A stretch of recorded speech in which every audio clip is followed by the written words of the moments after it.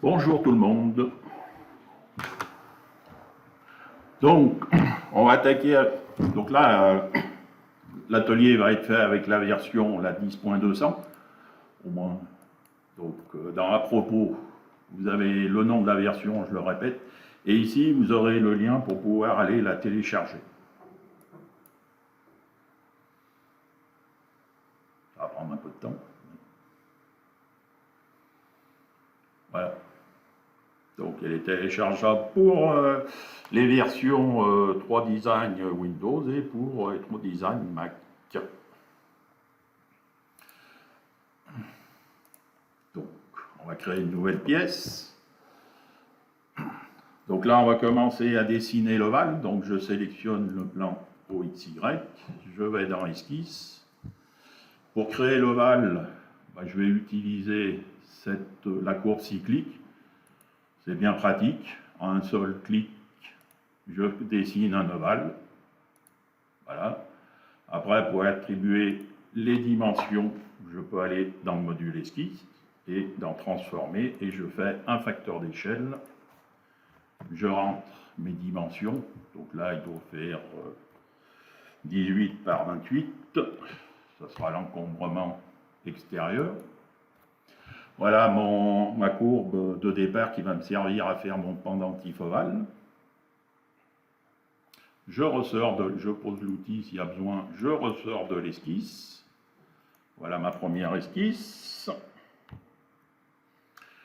Je vais créer un plan qui va me servir à venir placer le dessus. Donc là, je sélectionne le plan XY, je clique dans support plan, et là je crée un plan parallèle, je le réduis et je viens le caler à ma cote de 2.6 que j'ai définie. Ça sera l'épaisseur totale du pendentif. Sur ce plan que je viens de créer, je vais faire une surface. Alors, je pourrais faire une surface à partir de courbe, mais il faut que je crée une esquisse. Donc, je vais utiliser directement la grille de modelage qui permet de créer une surface plane. On va la mettre de 50 par 50. Voilà. On va le mettre en œuvre. Voilà. Cette surface plane, je vais la déformer. Donc je peux utiliser les déformations parce que c'est une surface. Donc là, je vais faire un bombement dans les deux directions. Je choisis la direction et là, je viens bomber autour de 30 degrés. Ça sera le dessus de la surface, le dessus du pendentif. Voilà. Donc, je vais sélectionner l'esquisse où j'ai créé ma courbe. Cette esquisse-là, je vais faire une extrusion. Je pars de la base donc, de 0 et je vais monter bien au-dessus de ma surface. Donc, ici, mettons 8 mm.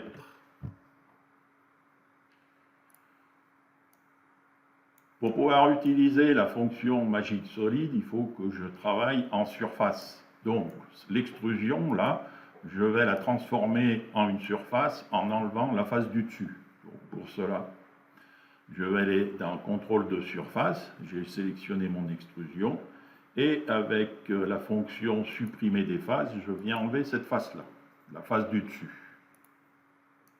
Et maintenant, je vais sélectionner mon extrusion où j'ai enlevé la face du dessus, et avec contrôle, ma surface qui est bombée.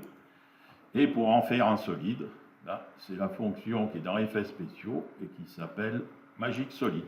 Je valide. Et voilà, j'ai fait mon bombé. Donc mon pendentif, le dessus est bombé. Alors pourquoi j'ai utilisé cette méthode-là au lieu, faire une petite parenthèse là, au lieu d'avoir objet de référence, de prendre mon extrusion et de faire ici la fonction bombement. simplement, donc là, si je remets les côtes, hop, là aussi j'obtiens un bombé. C'est simplement pour la suite, c'est que quand je vais faire, si on passe en surface, pour bien visualiser, déjà ma surface ici, elle est coupée en deux. Donc pour utiliser les fonctions que je veux faire par la suite, ben, je ne vais pas pouvoir les utiliser. Et puis après, donc c'est pour cela que je suis parti avec la fonction surface, déformée d'une surface, pour avoir mon bombé. Bon, pour avoir ma forme, je peux après utiliser dans effets spéciaux la fonction congé chanfrein. Je sélectionne la face ou l'arête. Oui, il s'arrête. Je mets ma cote, je ne me rappelle plus combien j'avais mis, 0,6. Et voilà. Maintenant, je vais faire ma préparation. Donc, j'ai besoin de... On va faire...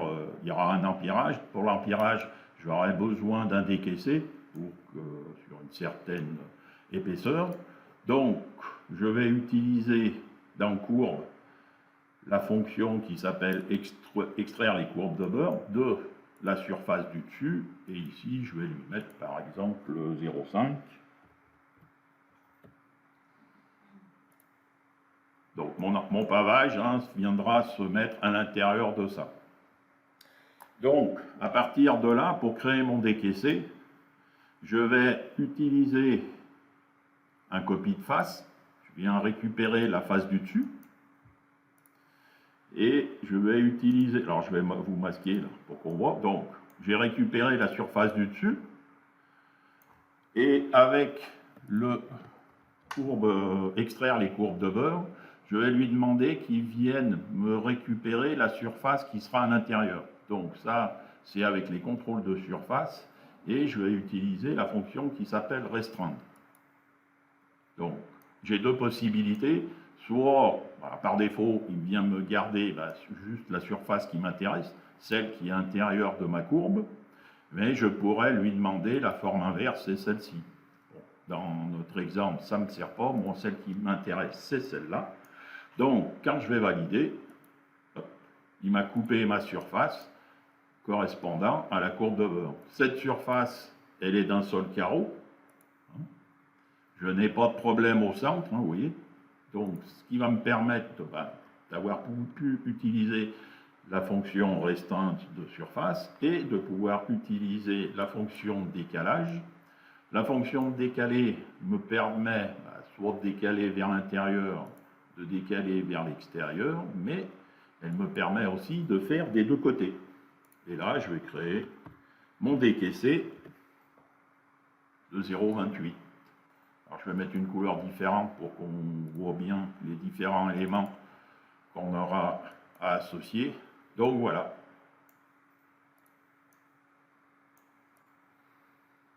Donc, voilà mon décaissé.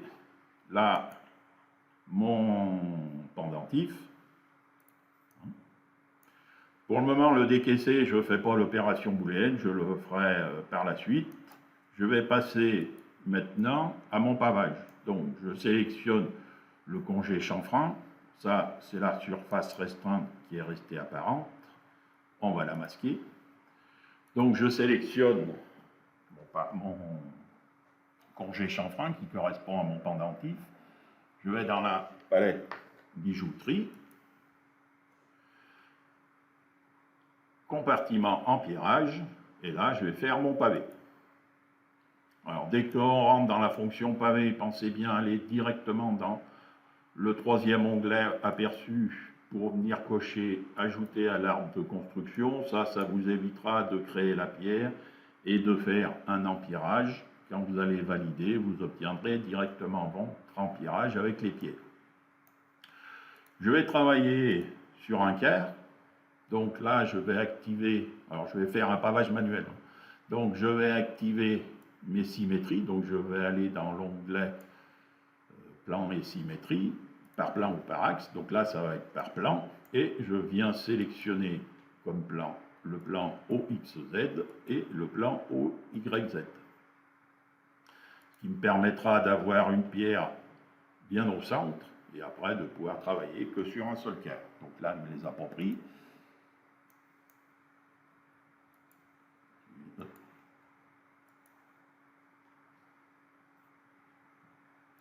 Ah, voilà. OXZ, OYZ. Je vais activer la gestion de collision, donc l'espace entre mes pierres, je vais mettre 0,2. Je pourrais activer le respect des frontières, mais là je vais le faire à l'œil. Et ici, avec l'affichage, donc, je vais pouvoir afficher mes distances. Je vais lui demander d'afficher les différents diamètres, les collisions. Et puis, on va activer la possibilité de mettre des couleurs donc, sur les différents diamètres pour avoir un visuel. Donc, une fois que j'ai tout préparé, je peux aller dans mon premier onglet pour venir positionner les différents emplacements. Donc, je vais commencer par une pierre de 2,6. Elle va être au centre. Après, ça, c'est... Donc, on vient cliquer sur le plus pour ajouter. Je clique, je maintiens. Donc, tant que je maintiens, je peux le placer. Et là, je vais lui demander qu'il vienne se mettre au centre. Donc là, il s'est automatiquement accroché sur mon plan OXZ et sur mon plan OYZ.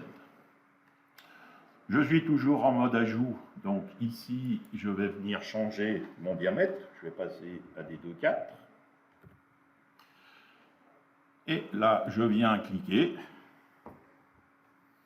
Et je viens en placer. Donc, on s'aperçoit qu'il y a un cercle vert. Donc ça, c'est la distance d'accrochage, la moitié de la distance hein, qui se présente sur les deux. Donc là, voilà. Et la valeur bleue, c'est la valeur de la distance entre les différents emplacements. Voilà. Donc là, j'en ai placé un. Je vais venir en rajouter pour venir en placer un ici.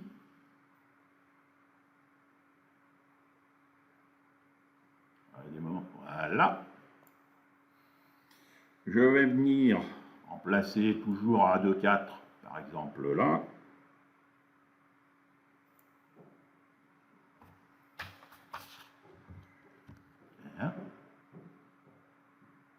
Peut-être en mettre un ici et un là.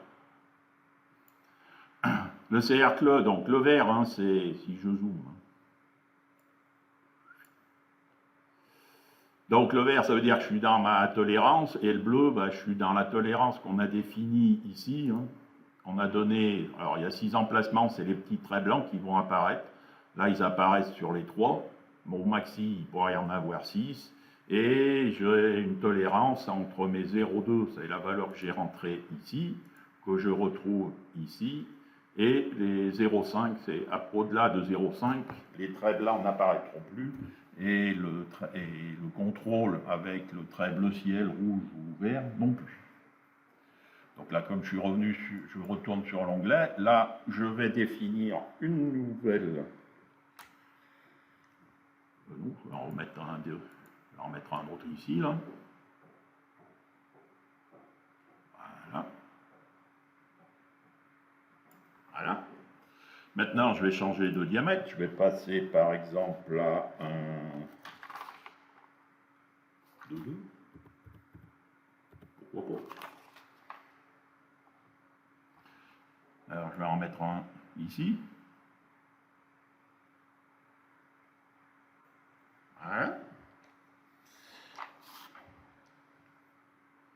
Je vais en placer un par là.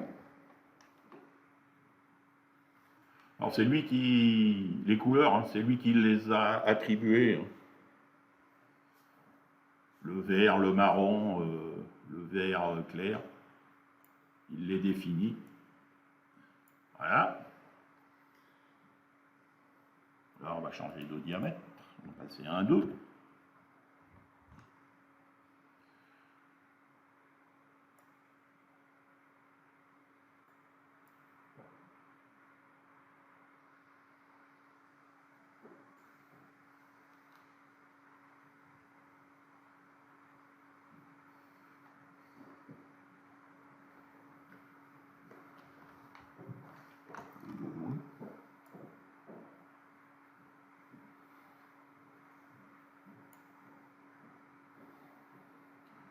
Alors là, je me dis que je peux peut-être placer des 2-2 avant de mettre des 2, donc je reviens ici, je vais me faire déplacement, donc là je vais me mettre en modification pour venir recaler.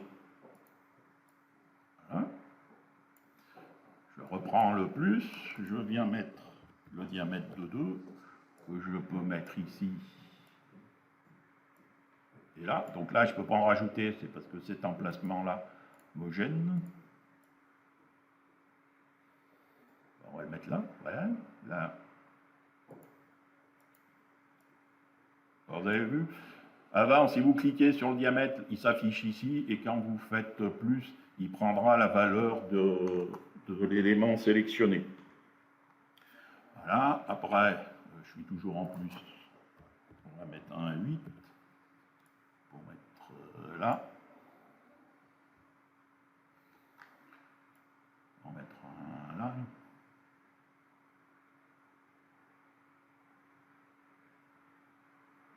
Voilà.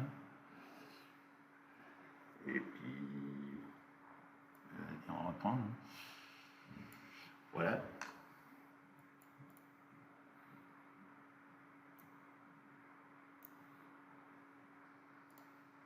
Là, on peut modifier s'il y a besoin. Voilà.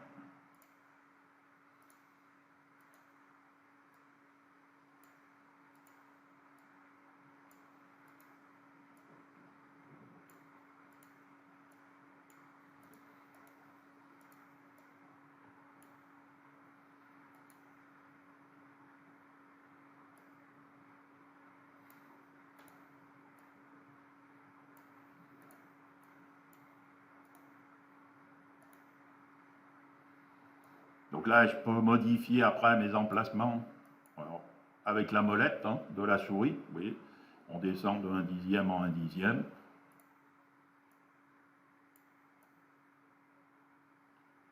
On va le laisser comme ça. Donc voilà mon pavé. Alors pour le moment, il est sur le dessus du pendentif. Comme j'ai prévu un décaissé de 0,28, je vais déplacer tous les emplacements d'un seul coup en Z de -0,3. Donc cette touche-là me permet de sélectionner tous les emplacements. Voilà. Et ici, je vais faire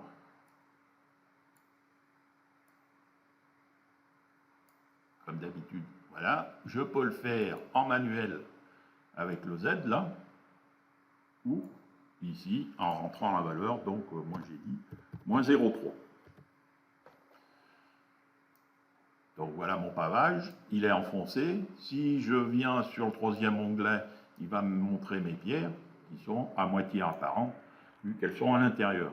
Dans l'avant-dernier onglet, vous avez la liste des pierres que vous avez utilisées avec le nombre, combien il y a pierre de 2,4, de pierre de 2.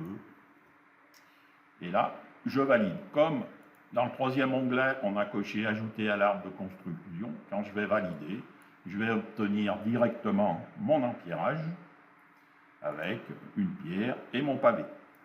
Donc bien penser que si vous voulez retoucher les emplacements, c'est sous empierrage. Donc il faut rechercher le pavé expert. Alors pour le moment, l'icône est encore de la V9. Ça va être corrigé incessamment sous peu. Donc une fois que j'ai fait mon empierrage, eh ben, je vais pouvoir préparer mes perçages.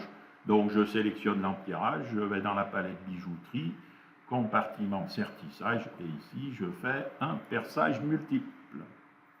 Je vais lui mettre une autre couleur.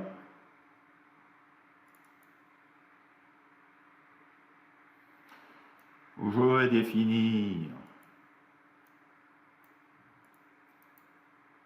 on va masquer, on va venir cliquer, voilà, donc j'ai mes paramètres, on va en faire un conique, on va grossir le diamètre de l'ajour. Donc pour grossir le diamètre de l'ajour, c'est la flèche verticale qui va vers le bas. Alors attention, ça bouge très vite, vous voyez. Donc on monte doucement pour régler votre perçage. Voilà. Automatiquement, le perçage s'est adapté au diamètre des pierres, donc diamètre du fouettis, là on est à 100%, là je valide.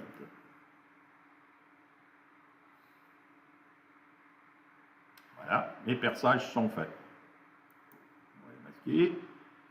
Je vais préparer aussi le dessous, donc là on va faire la fonction nid d'abeille, mais avant d'utiliser la fonction nid d'abeille, j'ai besoin d'avoir la zone, l'encombrement du pavage sur la surface du dessous. Alors ça va être très facile à obtenir sur l'exemple. On va revenir dans la palette solide, on revient dans le compartiment courbe, et on va faire extraire les courbes de bord de la surface du dessous. Et ici, par exemple, on va mettre 0,6. Et je valide. Vous avez besoin de cette courbe de bord pour pouvoir utiliser la fonction nid d'abeille. Donc, je retourne dans la palette bijouterie. Pour la fonction nid d'abeille qui est ici, je vais sélectionner l'empierrage. Je pourrais sélectionner le pavé ou le perçage multiple.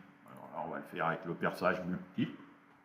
Comme ça, on verra, si je le réaffiche, les cellules en dessous. Donc là, je sélectionne le perçage. Je viens cliquer sur la fonction nid d'abeille. Je vais lui mettre une couleur différente. Voilà. Alors, pour le moment, je ne peux pas valider, parce qu'il lui manque des infos, comme par exemple, quel est l'élément qui va lui donner l'épaisseur, parce que les cellules, elles vont venir se mettre dessous. Donc là, c'est la fonction congé chanfrein que je vais prendre. C'est l'élément de base. Ici, je vais définir le nombre, une pierre, comme c'est un pavé, combien une pierre peut avoir de pierres voisines. Alors, comme je suis à peu près à des diamètres qui sont presque rapprochés, donc comme voisin, j'en ai 6 maximum.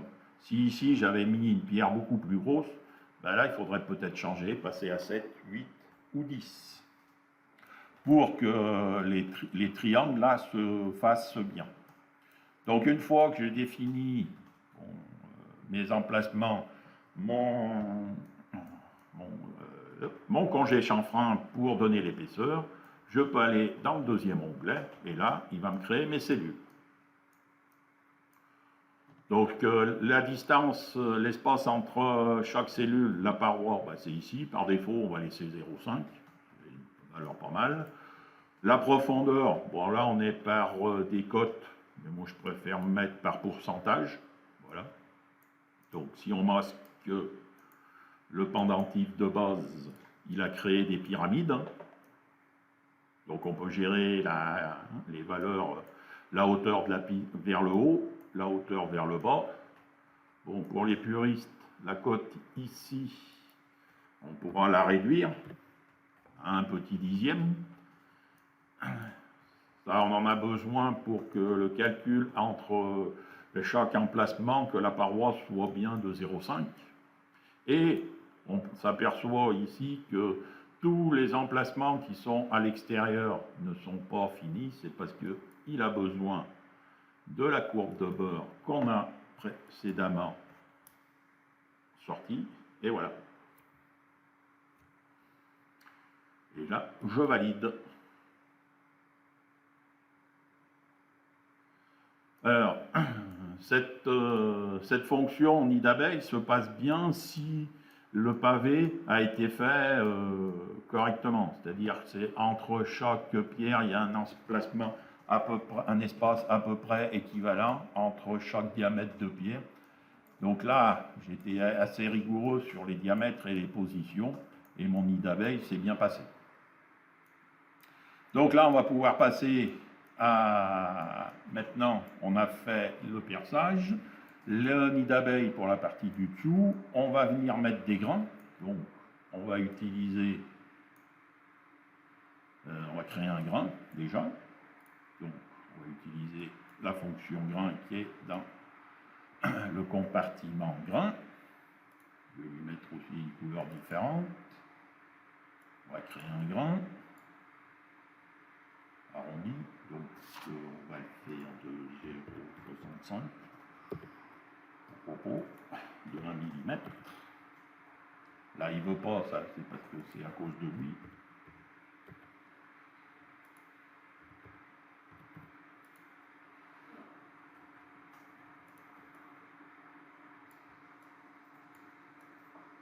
Voilà. Donc, 0,65. Centré. 0,25. Voilà. Et on va le descendre. On va masquer les éléments pour qu'on y voit quelque chose. Voilà. Donc voilà mon grain. Et comme il 1 mm, voilà.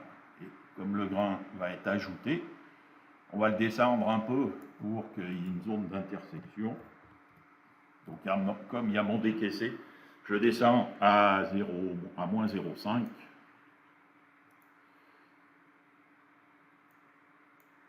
Donc là, je réaffiche mes éléments. Voilà. Donc le grain, il va se mettre en... Alors pour pouvoir venir placer mes grains, alors je vais le faire aussi manuellement, je pourrais utiliser la fonction grain pour sertirail, mais... pardon, grain pour pavé, mais ça va venir mettre un gros grain entre chaque pierre, c'est pas ce que l'on veut, c'est comme si c'était un clou. Donc nous, on va venir placer manuellement des grains. Donc pour pouvoir m'aider, je vais utiliser cette fonction-là pour pouvoir les placer, avoir un visuel. Donc, je sélectionne mon empierrage et je viens cliquer ici. Donc, c'est la fonction préparation pour sertirail. Ça me permet, donc, on retrouve les paramètres qui ont été utilisés dans le nid d'abeille, dans le grain pour pavé, c'est le nombre de voisins.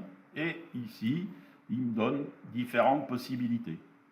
Donc là, il me donne l'intersection entre chaque centre des pierres, donc j'obtiens des triangles que je peux décaler un petit peu parce que ce qui m'intéresse, voilà. Et mes grains viendront se mettre au centre des traits rouges là qui apparaissent. J'ai la possibilité d'avoir aussi cela, mais ceux-là sont moins utilisés dans la bijouterie, plus dans l'horlogerie pour venir placer les pieds. Donc là, c'est simplement du visuel pour que je puisse le voir facilement. Donc là, je sélectionne, donc là, je vais utiliser un pavé, donc je sélectionne mon pendentif de base, je viens refaire une fonction pavé, pour que je puisse voir les traits là, j'ai la possibilité, alors comme tout à l'heure, je viens faire ajouter dans l'arbre de construction, mais ce coup-ci, ce n'est pas une pierre, mais c'est mon grain que j'ai créé précédemment. Dans le visuel, je vais ici rendre la pièce transparente pour que je puisse voir les petits traits blancs. Là. Voilà. Et mes grains viendront, je viendrai placer mes grains là. Alors, bon, la distance, la gestion de collision, j'en ai pas besoin. Je vais activer les symétries, donc toujours les mêmes. Le plan OXZ, le plan OYZ. On va afficher les distances. On va afficher les diamètres. Et on va mettre une couleur. Voilà. Là, on a dit que c'était des 0,65.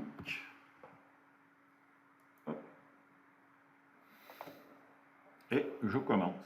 Donc, vous voyez, je peux placer directement. Donc là, je vais mettre un grain ici. Donc en symétrie. Hein, un autre ici. Donc voilà. Et ainsi de suite.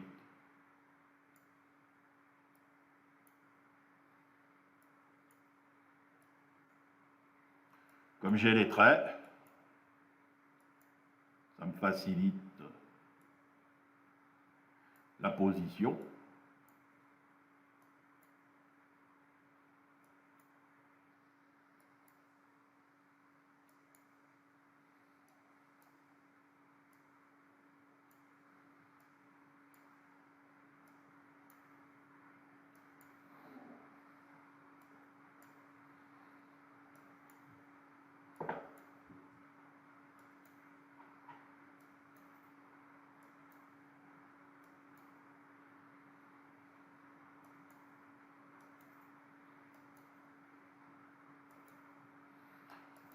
Comme l'espace est assez régulier, bah, le grain il vient bien prendre deux pierres. C'est pour ça qu'il faut faire très attention au pavage pour que tout se passe bien.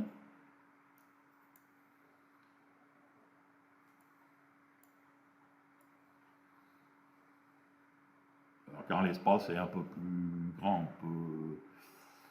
Là, Et après, je peux rajouter des grains à l'extérieur. Des grains de décor, si besoin.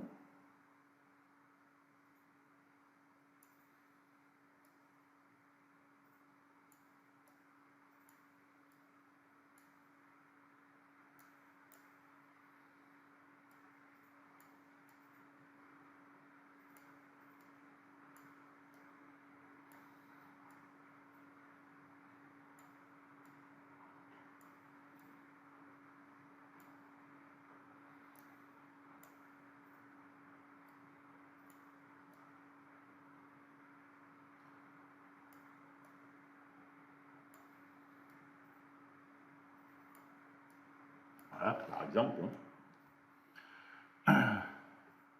Alors après, une fois que j'ai fini, je peux revenir si j'ai besoin de venir les replacer, les modifier. Je vais tous les sélectionner et je vais les descendre un tout petit peu. Mais comme j'avais déjà prévu dans mon grain, donc là je fais énormément. Et puis là je peux valider. Et là je vais obtenir mes grains.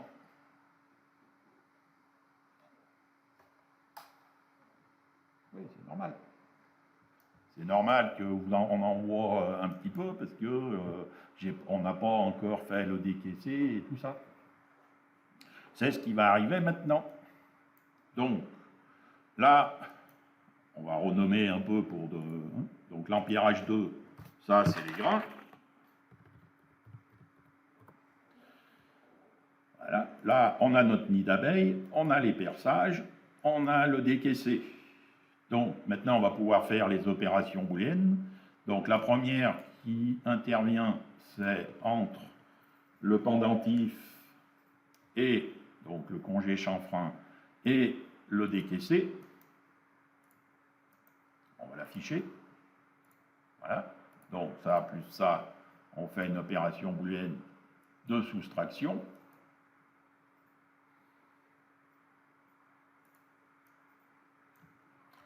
Bien sûr, comme d'hab, ça n'a pas voulu faire.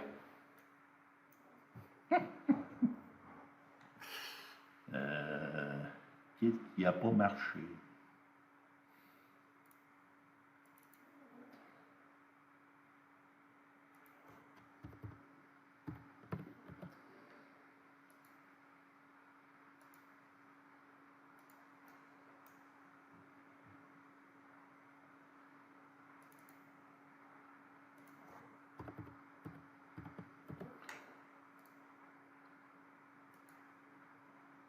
Voilà. Bon.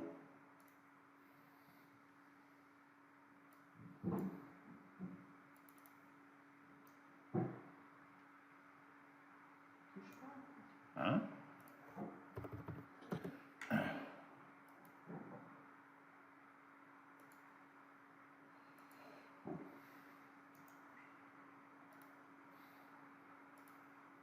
Pourtant, c'est une surface.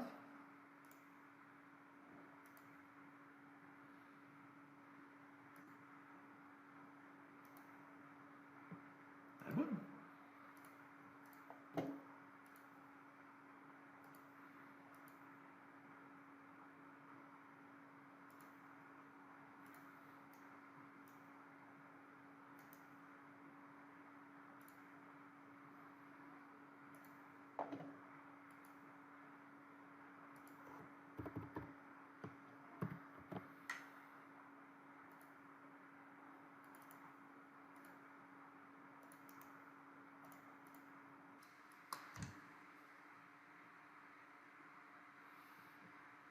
Et maintenant, on va faire une opération booléenne de soustraction des perçages.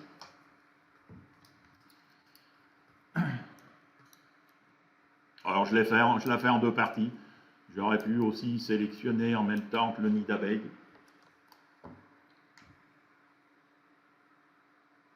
Voilà. Et là, je fais mon opération booléenne de soustraction avec le nid d'abeille. Le petit point bleu, c'est le grain qui est resté affiché. Là, dessous. Donc voilà. La partie première du pendentif est faite. Maintenant, on va faire le bâté. Alors, pour le bâté, on va utiliser l'esquisse de départ, donc l'esquisse qui comprend l'ovale. Donc cette esquisse ou la courbe, je vais la déplacer. Donc je vais créer un déplacé. Donc lui, il va me déplacer la courbe. Une petite parenthèse. Donc avec la version 10.200, pour les utilisateurs de Mac, le petit problème qu'il y avait avec les outils de déplacement a été réglé. Donc là, je vais mettre -1. Voilà. Donc là, j'ai ma courbe du bas. Donc le bâté commencera de là, puis il ira vers le bas. J'ai besoin, avec cette courbe, je vais créer un décalé. Pour créer le décalé, je vais dans le compartiment courbe et je vais utiliser la fonction modifier des courbes qui me permet de créer avec la courbe un décalé que je vais mettre ici de 0,7 par exemple. Voilà. Ce qui me permet de, si je fais des modifs sur la première esquisse, ça me recalculera automatiquement le bâté et appliquera la nouvelle forme. Donc, je vais sélectionner mon déplacé et le modifier de courbe. Et avec ces deux courbes, je vais faire une extrusion vers le bas. Donc là, on va se remettre en matériaux nobles. On va mettre 1 mm. Et voilà.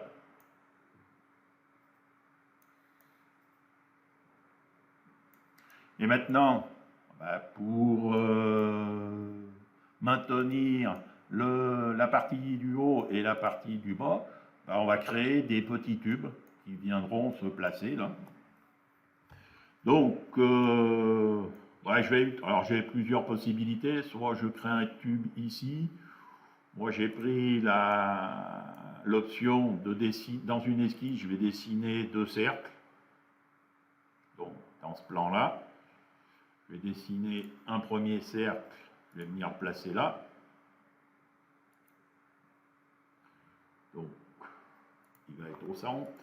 Là, on va le descendre pour qu'il soit au milieu, à moins 0,5, vu que j'ai mis un espace d'1 millimètre entre le haut du pendentif et le bâté.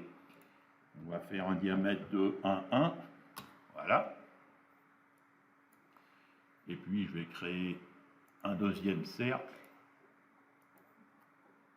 de 0,6.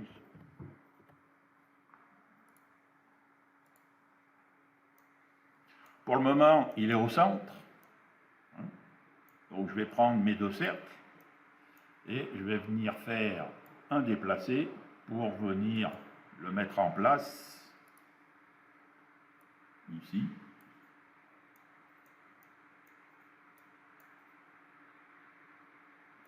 En gros, on va le mettre au milieu là.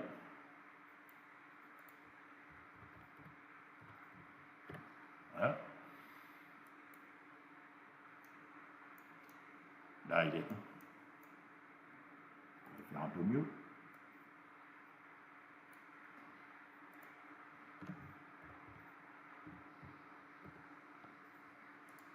Voilà. Je ressors de mon esquisse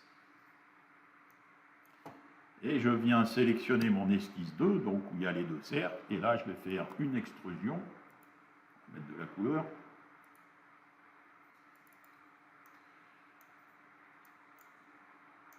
Là je coche des 2 côtés et je mets à peu près 1 mm, ça me va très bien. Voilà. Donc là, j'ai mon petit tube qui est mis en place. Et maintenant, bah, je vais faire plutôt par en dessous. Je vais en faire des copies. Donc là, je vais utiliser la fonction déplacer. Je vais cocher ici, garder l'original. Et puis, je vais venir placer aux endroits où j'ai envie. Donc, j'en mets un ici. Avec le déplacer tourner, bah, je peux venir le mettre en place. Donc là, ça me va très bien. Je valide. Je reprends le départ. Je refais, et ainsi de suite. On va venir en placer un là.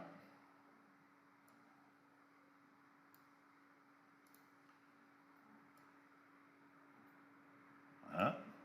Je valide.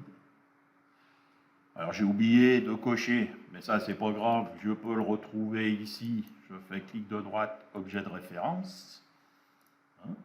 Donc on prend le déplacer, on pense bien à garder l'original. On va en remettre un ici. La rotation. On reprend lui, on refait un déplacé, on coche garder l'original. Hein, hop, on fait tourner. Je valide. Et puis un petit dernier. Je déplace. Je pense bien à cocher garder l'original. Et là, je fais tourner de 90. Hop.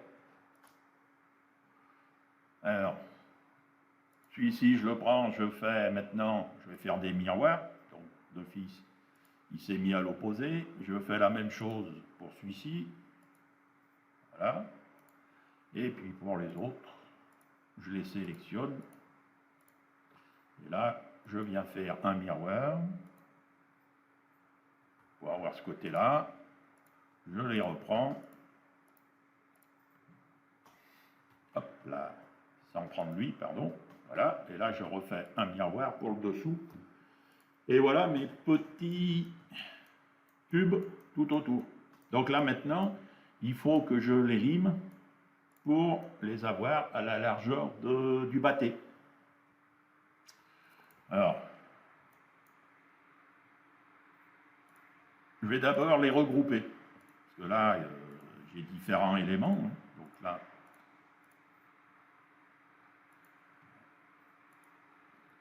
hop, mon extrusion, mes miroirs. Alors pour les regrouper, je peux utiliser la fonction grouper ici. On peut aussi utiliser le souder ou faire n'importe quelle fonction. Par exemple, un déplacé, on valide, ça n'a rien déplacé. C'est simplement, ça permet de venir créer un groupe facilement. Pour pouvoir les limer, je vais créer avec mon déplacé qui m'a servi et ma modifié de courbe qui sert à me faire mon bâté, je vais recréer une extrusion des deux côtés et qui est une taille importante. Et je vais utiliser une opération booléenne entre ces éléments-là plus l'extrusion que je viens de faire, et ça sera une opération booléenne d'intersection. Parce que ce que je veux garder, c'est la zone commune entre la grande extrusion et mes tubes. Donc, il va venir limer automatiquement mes petits tubes à la forme, à la largeur du bâté.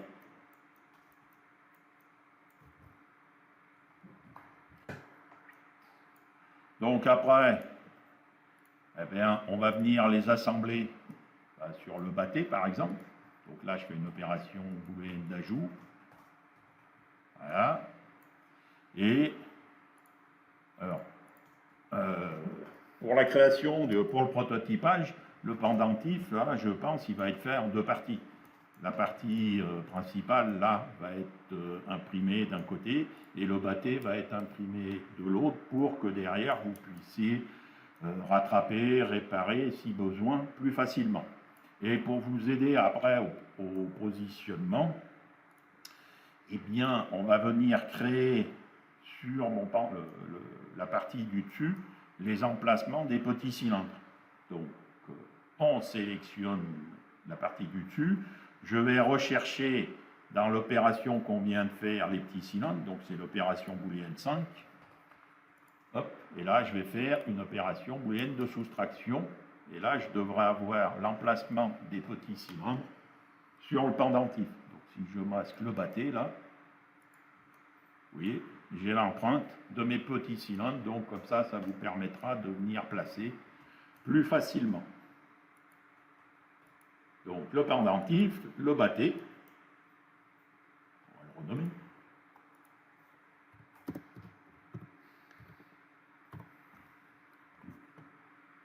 Hop. En deux parties.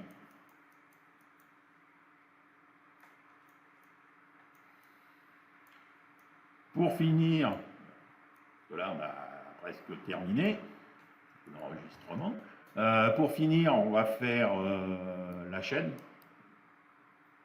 Donc pour cela, dans une esquisse dans le plan XY, on va tracer une courbe. Donc je vais utiliser la courbe symétrique. Hein. Là, on va la faire ouverte.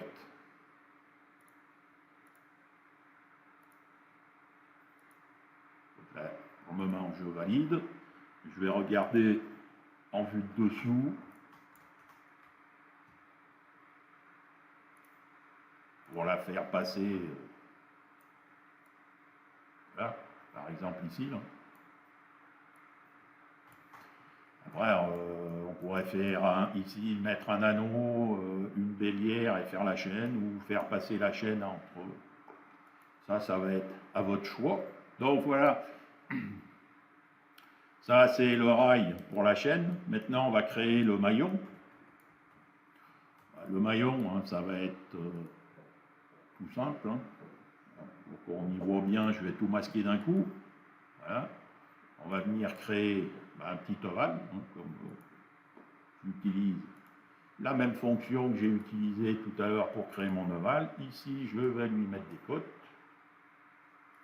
Je ne me rappelle plus de combien.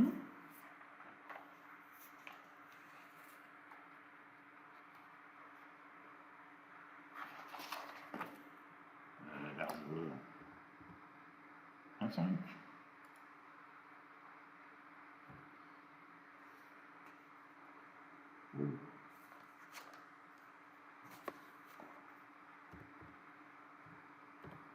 Voilà. Ça, c'est mon maillon, le rail du maillon. Là, je prends mon esquisse, je fais un balayage multiple, ici avec un fil rond 0,6.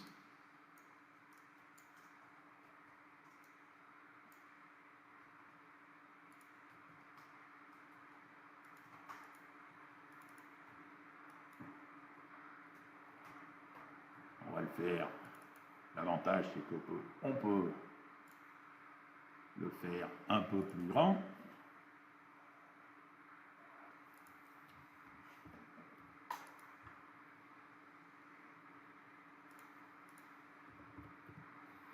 Voilà.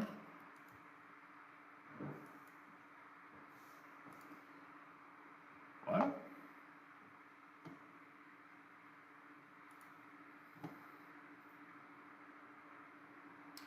Et pour faire la chaîne, c'est la fonction. Alors, on a besoin de la courbe.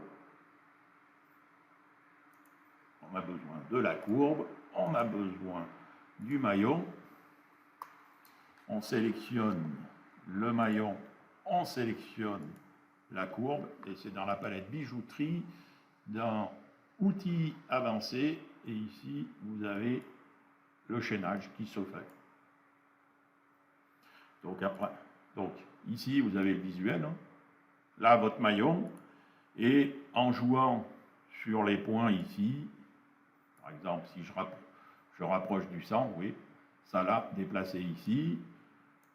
Je peux gérer l'orientation, là, si je veux être à 45 ou à 90, et on va le laisser comme ça.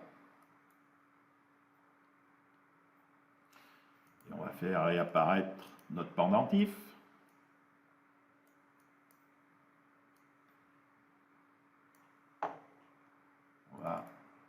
On va mettre d'aplomb.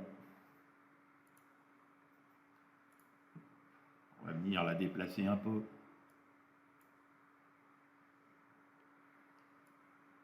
La chaîne. Voilà. On va afficher les pierres. Et on a notre pendentif. Tu veux faire un rendu? En même temps, pendant qu'il calcule, on répondra aux questions. Il n'y a pas de questions? Ah bon? On va faire court. Donc, on va faire le rendu avec DeepImage. J'ai sélectionné tous les éléments. Je clique dans DeepImage. Donc là, il me demande si j'attribue le même matériau. Je vais répondre oui, comme ça.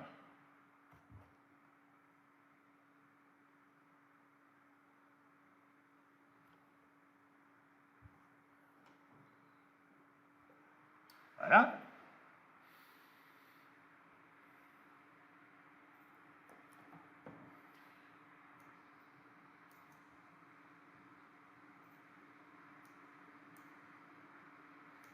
Alors, on va venir mettre, première étape, on va venir mettre les matériaux. Donc là, je vais utiliser du Precious. Voilà.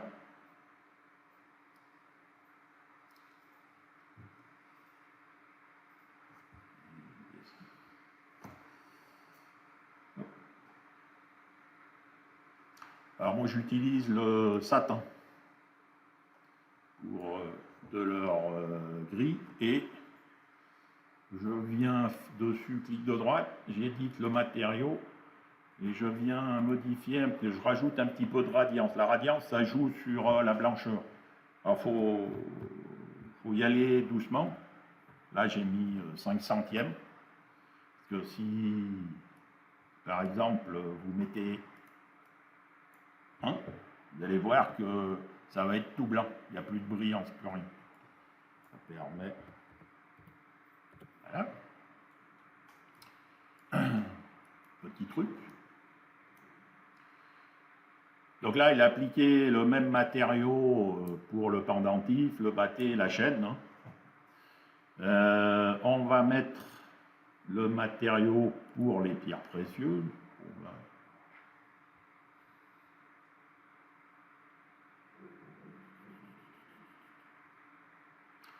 On va prendre celui-là. Hop, on fait glisser sur les pierres.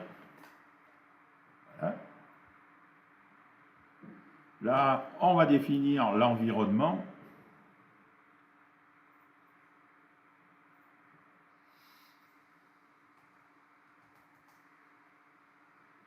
Ce que j'utilise, bon, c'est celui-là, c'est le troisième dans les MT Light. Voilà.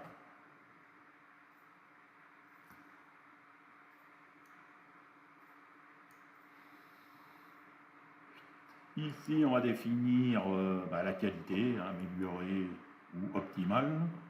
Après, la taille de votre image. Donc, en mettant 1080, vous avez une image qui va faire 1920 par 1080.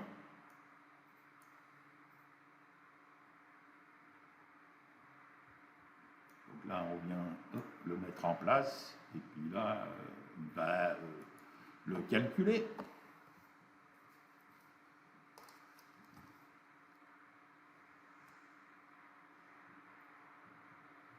Il y a des points à...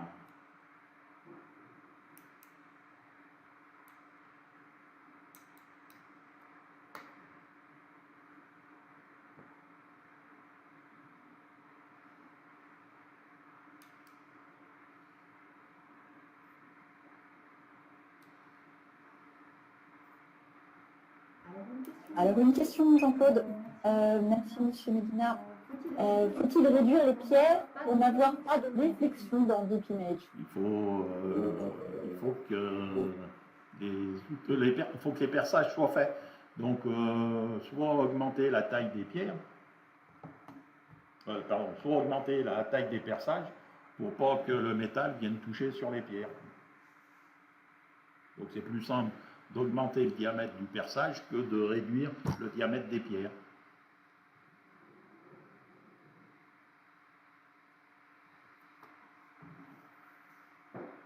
Donc, si on augmente le diamètre des perçages, les grains aussi. Donc, le grain ne viendra pas toucher sur la pierre. Voilà. Et augmenter le diamètre des perçages, c'est très facile. Hein. Vous revenez sur le perçage.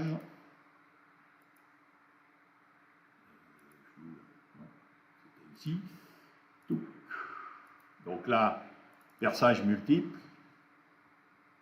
Et c'est ici, sur diamètre du feuilletis.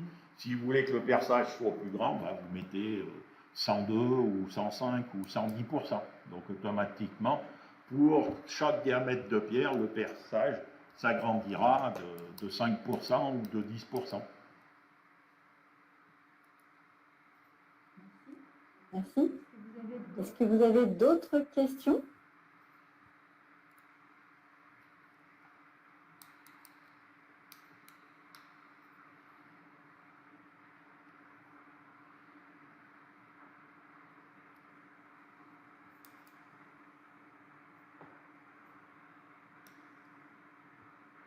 Non. Ils sont endormis. Et j'en profite simplement pour vous rappeler que les ateliers tous les mois, vous allez recevoir la prochaine invitation pour le mois de novembre, puis celle de décembre. Vous pouvez à tout moment les garder enregistrés, simplement en vous inscrivant à la présentation et bien vous recevez automatiquement le lien pour revoir, le lien en replay. Un autre dernier, comme Jean-Claude l'a dit, la disponibilité de partir, donc nous invitons à venir y accéder en la téléchargeant sur le site directement de Design.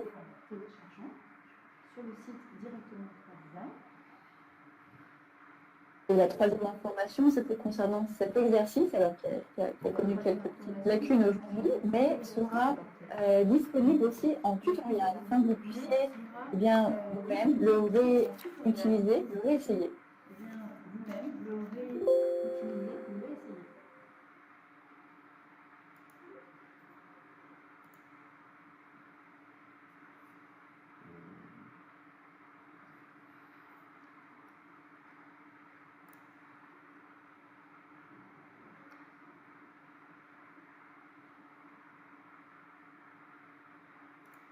Non. Comment on dit? Qu'est-ce qu'il y a? Là, il finit de calculer.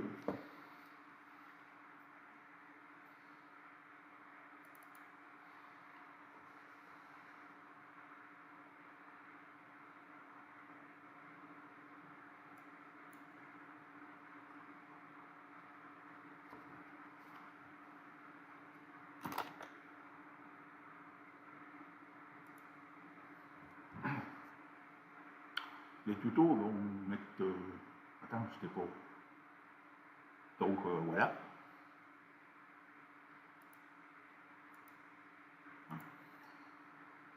J'avais besoin d'une page là, pour avoir accès au welcome. Là.